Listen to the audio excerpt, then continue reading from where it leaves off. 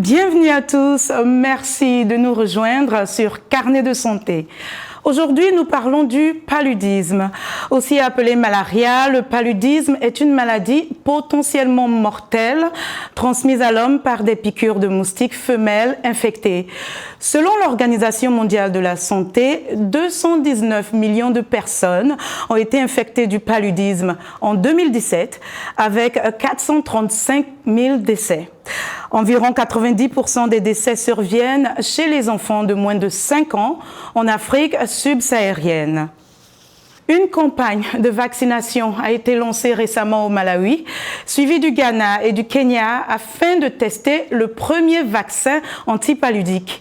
Malgré l'espoir qu'il pourrait apporter dans le domaine de la santé publique, le premier vaccin jamais fabriqué contre le paludisme n'a qu'une efficacité de 39%.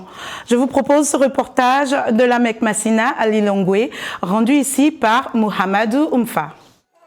Les responsables de la santé de l'hôpital communautaire de Likuni au Malawi administrent aux enfants des injections du premier vaccin contre le paludisme en Afrique.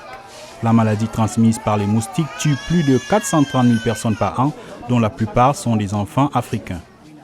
Il a fallu plus de 30 ans et près d'$1 milliard pour développer un vaccin contre le paludisme. Connu sous le nom de RTSS, le vaccin n'est utile que pour les enfants de moins de 2 ans qui reçoivent 4 doses à 5, 6, 7 et 22 mois. Après avoir effectué des essais cliniques, nous avons examiné plusieurs groupes d'âge. Ce vaccin a été jugé extrêmement efficace chez les enfants âgés de 5 à 22 mois. Pour les autres groupes d'âge, il n'a montré aucune utilité.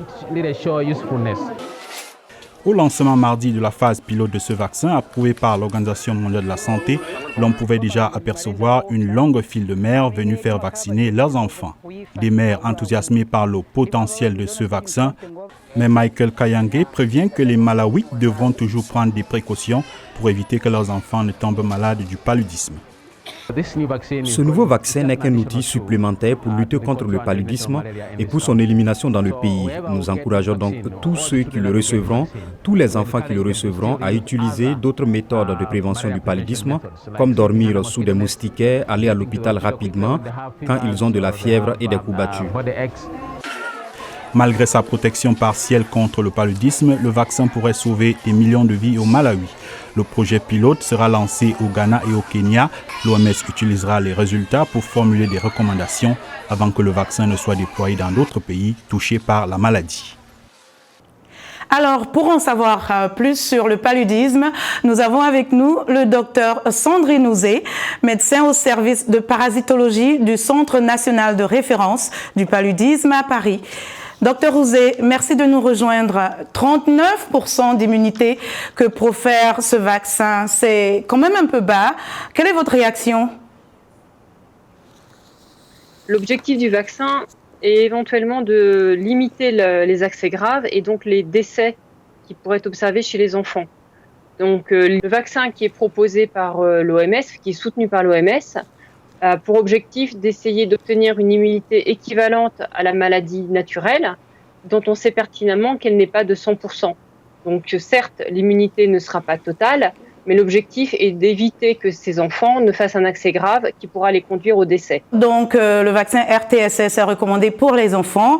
Néanmoins, nous savons que les femmes enceintes sont aussi particulièrement vulnérables au paludisme. Alors, y a-t-il des recherches en cours à ce moment-là pour la prévention du paludisme chez les femmes enceintes, pour mieux les protéger?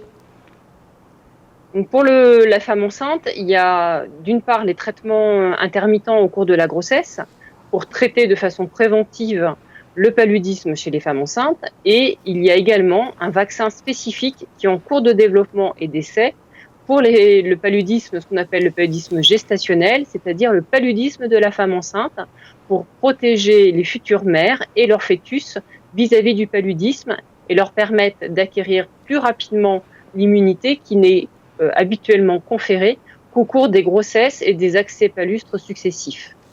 Et selon les statistiques, d'énormes progrès ont été faits ces dernières années dans la lutte contre le paludisme. Néanmoins, en 2017, comme je l'ai dit un peu plus tôt, il y a eu environ 217 millions de cas et plus de 400 000 décès. Alors, quels sont présentement les défis majeurs dans la lutte contre le paludisme? Comment les relever? Les résultats qui ont quand même permis une diminution nette du nombre de cas et du nombre de décès de paludisme ont été le résultat de plusieurs mesures. Ces mesures doivent être maintenues et il faut surtout que les populations ne se découragent pas et continuent de respecter les recommandations, notamment pour éviter d'être piquées.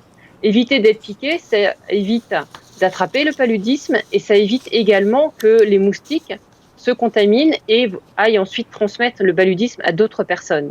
Il faut également utiliser des médicaments qui permettent d'éviter que le parasite puisse se développer chez l'homme et puisse ensuite être à la source de la contamination d'autres moustiques. Il faut également que les populations se fassent dépister pour pouvoir être traitées et donc, là encore, essayer d'éviter que les moustiques ne s'infectent. Lutter et éliminer les moustiques, on sait que ce n'est pas la solution. Donc il faut éviter que l'homme soit le transmetteur pour le moustique. Merci, Dr Ouzé, de nous avoir rejoints depuis Paris.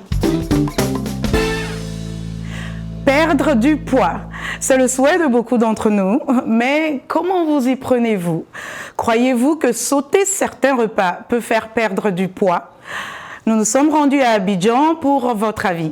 En effet, c'est vrai. Se passer de certains repas peut faire perdre du poids. Moi, j'évite beaucoup l'huile, les grignotages, les repas huileux. En tout cas, j'évite beaucoup. Chez moi, à mon avis, il y a certaines personnes qui ont toutes sortes de moyens, mais tu les vois, ils sont bien minces. Les nature, ils ne peuvent pas grossir. Ils mangent toutes sortes de produits, mais ils ne grossissent pas. Ils sont nés comme ça, mais il y a d'autres, certains qui n'ont pas les moyens. Mais tu les vois, ils sont bien bâtis, bien en forme. Parce qu'ils ont un esprit libéré. Ils ont la paix du cœur. Parce que moi, à mon avis, le poids, c'est la paix du cœur. Je voulais, par exemple, me présenter à un concours. Je suis allée voir un médecin pour perdre du poids. Il m'a dit, ne te complique pas la vie, ne prends pas les comprimés. Mange seulement sainement. Respecte tes 3 repas de jour. Et puis, mange moins gras et fais du sport. C'est ce qui m'a été conseillé. J'ai suivi ces conseils et ça a marché. Donc, actuellement, je n'ai pas de problème. Je mange sainement et j'ai une très bonne forme. Je me sens bien, en bonne santé avec le sport. La perte de poids, c'est un sujet qui est sûr de délier les langues. Dr Aka Félix est médecin nutritionniste en Côte d'Ivoire. Selon lui, il n'est pas nécessaire de sauter des repas. Il faut plutôt faire plus attention aux aliments qu'on consomme. Regardez. Si par exemple on mange une assiette de légumes crus à midi, carottes, choux, tomates, concombres, huile d'olive, colza, tournesol, un peu de sel de la mer morte ou bien un peu de sel gris, et donc des sels complets. Si on mange cela à midi, avant de manger un aliment cuit, les aliments cuits pour faire perdre les kilos, c'est le poisson, ce sont les œufs, c'est le fromage, et puis en dernier ressort, la viande sur le côté animal. Maintenant, côté végétal, il y a le soja, il y a les champignons, il y a les haricots rouges, il y a les haricots verts, il y a les haricots blancs, il y a les pois chiches et les lentilles. Ça, c'est ce qu'on appelle les protéines végétales, les légumineuses. Il y a quand même un éventail. Il y a beaucoup de personnes qui ne mangent pas toutes ces choses, qui mangent viande, poisson pendant 10 ans. À la 11e année, ils vont tomber malades. Pourquoi? Parce qu'il y a des facteurs de carence. Voilà. Donc, nous disons que si l'alimentation est prise dans sa globalité, alors les êtres humains doivent être éduqués ou bien être rééduqués à une bonne santé par l'alimentation. Et évidemment, l'une des règles de base pour perdre du poids, selon les experts, c'est de réduire modérément les apports caloriques, c'est-à-dire d'abord les matières grasses et les sucres rapides. Alors, si vous êtes dans l'air du temps, vous passez sûrement un bon moment de votre journée devant un écran. Et peut-être qu'on peut en dire autant pour votre enfant, mais selon l'OMS, cette habitude peut affecter la santé des plus petits. Les enfants âgés de 2 à 4 ans ne devraient pas avoir droit à plus d'1 heure de sédentarité par jour devant les écrans de télé, d'appareils mobiles ou jeux vidéo. Et les nourrissons de moins d'1 an ne devraient pas du tout être exposés aux écrans électroniques, mais vraiment pas du tout. L'OMS ajoute que les enfants âgés de 1 à 4 ans devraient passer au moins 3 heures à diverses activités physiques réparties tout au long de la journée, notamment courir, faire du vélo ou même jouer avec leurs amis dehors. Être inactif est un facteur de risque majeur de mortalité et contribue au surpoids et à l'obésité. L'Organisation mondiale de la santé lance un cri d'alarme. En 40 ans, le nombre d'enfants et d'adolescents obèses dans le monde a été multiplié par 10. Et cette tendance s'accélère dans les pays à revenus faibles et intermédiaires. Les dernières estimations sur l'obésité chez les adultes et les enfants nous montrent des niveaux élevés chez les moins de 5 ans. Il y a actuellement 40 millions d'enfants en surpoids dans le monde, dont 50% se trouvent en Afrique et en Asie du Sud-Est. C'est vraiment un problème mondial. C'est en partant de cette constatation que l'OMS a donc publié pour la première fois des recommandations concernant les enfants de 2 à 4 ans.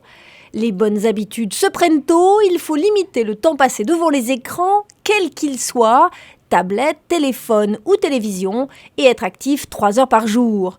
Mais il faut également bien dormir. L'insuffisance chronique de sommeil chez les enfants a été associée à une accumulation excessive de graisse, a déclaré l'OMS. Un poids excessif peut entraîner des maladies telles que le diabète, l'hypertension et certaines formes de cancer. Alors, cette semaine, dans MedActu, une étude récente conduite ici aux États-Unis suggère que les enfants qui développent des caries et la maladie des gencives sont susceptibles de développer des risques de crise cardiaque et d'accidents vasculaires cérébraux, AVC, des décennies plus tard.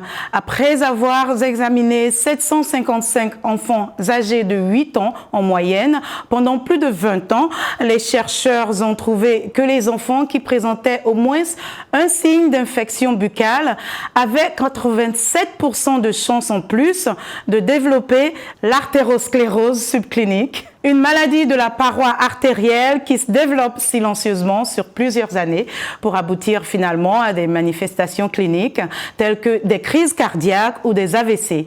Les infections buccales sont parmi les causes les plus courantes des maladies causées par l'inflammation dans le monde, selon l'étude publiée dans le journal médical JAMA Network Open.